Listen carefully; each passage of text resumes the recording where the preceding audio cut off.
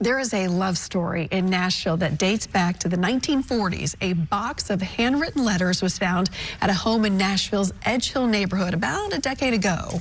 We know some things about the couple from these letters, I should say, but kind of hit a roadblock. Maybe you know something about these folks and can help us out. Here's News Channel 5's Austin Pollack. Started, I think, in about July or August of 1942. A library holds more than just books. It's a vault of history, a place where love lives on in whispers of the past. He seems a little bit more of the romantic, I think, than she. He is Raymond Whitaker. She is Jane Dean. A snippet of their story in the 40s. You need to have the art of reading cursive. Sarah Arntz with Metro Archives has that art. These days, we may read cursive more slowly, but we feel the love rather quickly. I didn't hear from you today. I miss you. Here's another sweet send-off. Was a hugs and kisses, Raymond. Based on what Sarah has read, Raymond was in the military. He started in Arizona and later transferred to Alabama. Jane lived in a home in Nashville's Edgehill neighborhood. She was a lab tech at Vanderbilt. I think they had originally met when they both went to Meharry Medical School. Sarah knows their story well, but to move it forward, she relies on what has been left behind. Somebody will find love letters in a fireplace. They'll donate them to us if they don't want to see them maybe get thrown away, or they want to see them find a good home. About a decade ago, these letters were found in Raymond and Jane's former home. The new homeowners wanted to keep them safe and brought them to Metro Archives. Like, I was so happy to get your letter today.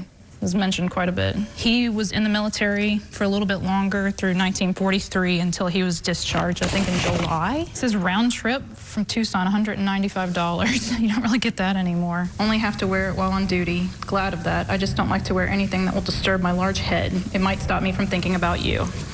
We learned about the challenges facing an African-American soldier in the U.S. Army in the 40s.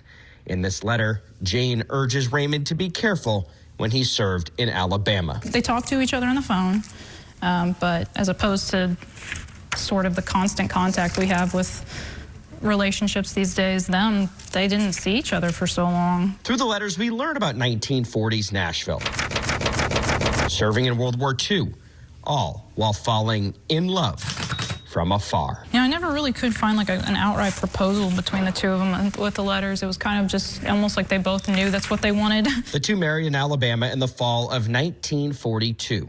Once Raymond was discharged, they lived in New York for a short time before settling back in Nashville. They wanted to make sure that both knew that they loved each other, that's for sure. Still, many unanswered questions linger about their family.